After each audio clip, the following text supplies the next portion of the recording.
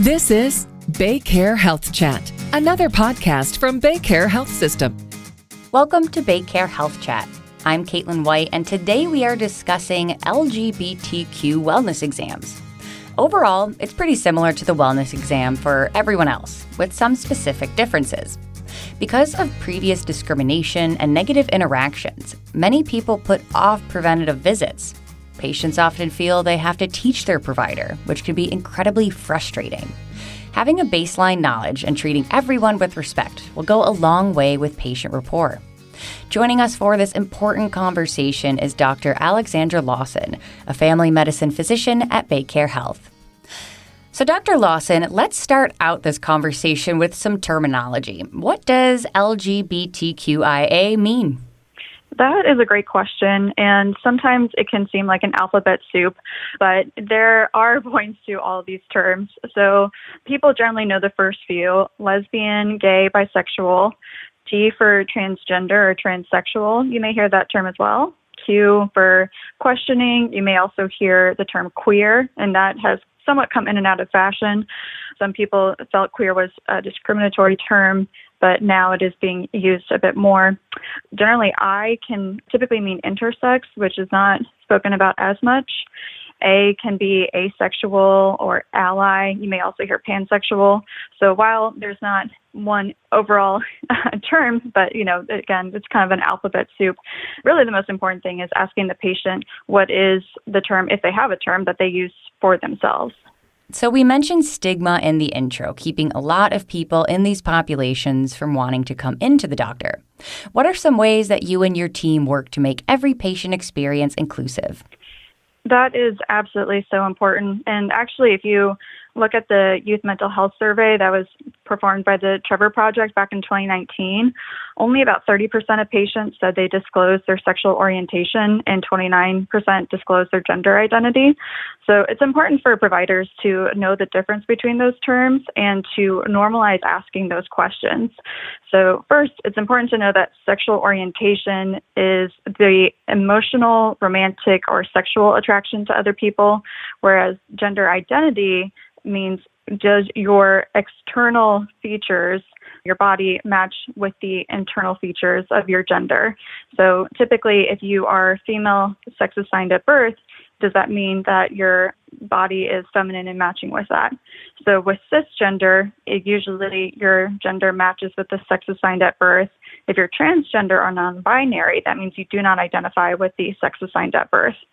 So one of the ways that we as providers can really help improve this process is, one, asking what is their name and pronoun. For people who are transgender or non-binary, they may not use the pronouns that are associated with the sex assigned at birth.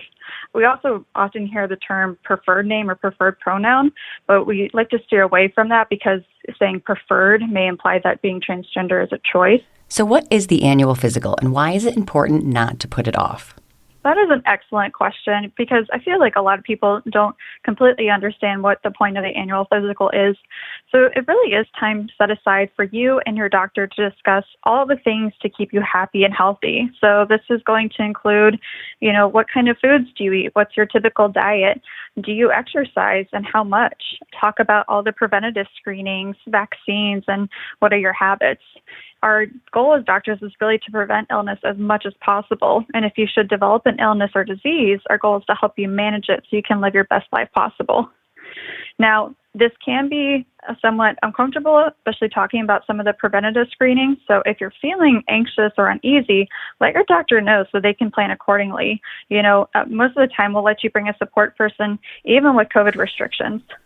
When we get to this appointment, what information is important to share up front with your physician? We really want you to tell us your name and pronouns. You'd be surprised that, most LGBTQ providers are friendly but may not be knowledgeable.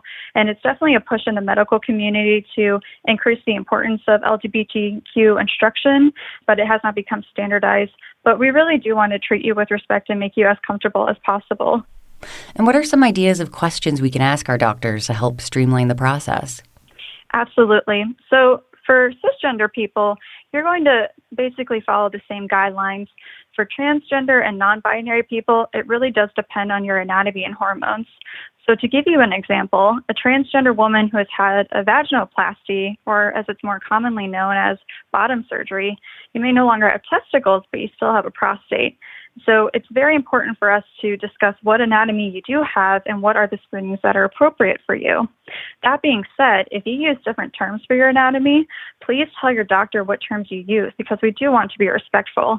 We realize sometimes for transgender men, the term vagina may be triggering. And so if you use the term third hole, for example, we want to make sure we're using the vocabulary you use. But most preventative health screenings focus on cancer prevention and early detection, which again is why these appointments are so important. If you do develop an unfortunate disease, the chances of survival are greatly dependent on when something is diagnosed. The earlier, the better. Furthermore, sexual health screenings can be an uncomfortable topic, but it's so important to be screened appropriately and discuss safe sex practices. Unfortunately, we know that the sexually transmitted infections are higher in the LGBTQ community than the general population, and there are absolutely ways to prevent spread and protect yourself. I'm talking about more than condoms and birth control. Florida was the #1 state in 2019 for new HIV cases, and there are medications like pre-exposure prophylaxis that you can take to protect yourself against HIV.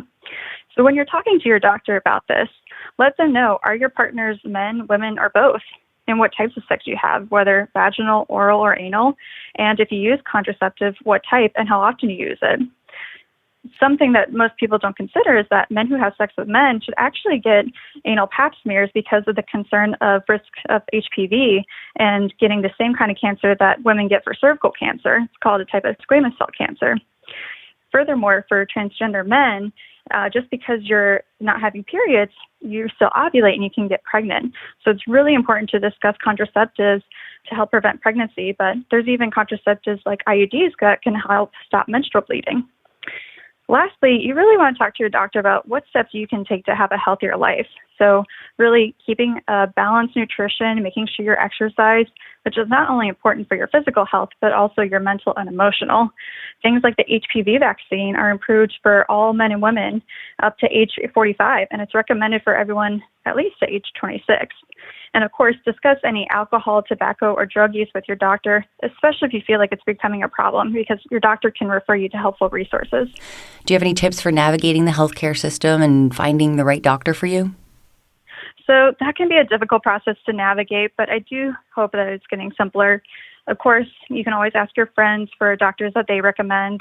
Look online at clinician bios. Many physicians are starting to list if they're part of the LGBTQ community or if they're an LGBTQ-friendly provider. There are some specialty clinics for the LGBTQ population as well. If you're having a difficult time discussing this with your doctor, you are definitely not alone. And so I do want to mention a resource. There's many out there, but this one I particularly like. I want to state that I'm not financially supported by them in any way, but something called the Q card. So this is a simple card that folds up to be the size of a business card. And when you open it up, it actually has blanks for my name is blank, my pronouns are blank, my sexual orientation is blank, and it has a spot where you can put specific questions for your doctor as well. So if you feel like telling your doctor about your sexual orientation or gender identity is very difficult for you, you can fill out this card and hand it to your doctor so that they're aware. Well, thank you so much for joining us, Dr. Lawson, and for doing the work to keep healthcare as inclusive as possible. And that wraps up this episode of BayCare Health Chat. Head on over to our website at baycare.org for more information and to get connected with one of our providers. Please remember to subscribe, rate, and review this podcast, as well as all the other BayCare podcasts. For more information, health tips, and updates, follow us on your social channels. This has been another episode of BayCare Health Chat. I'm Caitlin White. Stay well.